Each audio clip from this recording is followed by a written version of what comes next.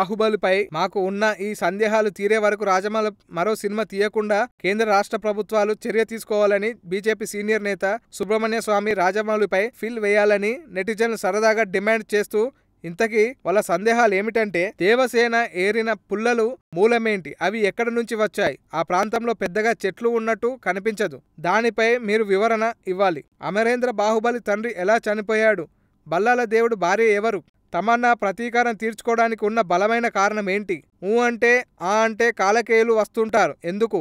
అవంతిక మహేంద్ర బాహుబలి వివాహం మేము చూడాలనుకుంటున్నాం, శివగామి కుంపటి నెత్తిటి పెట్టుకొని వెడుతుండగా ఏనుగులు ఓవర్ యాక్షన్ చేసిన సందర్భంలో రథాలున్న గదితో అమరేంద్ర బాహుబలి ఏం చేస్తున్నాడు అది కూడా చూపించాలి. ఏనుగుల రియాక్షన్ వెనుక ఉన్న కారణమేంటి,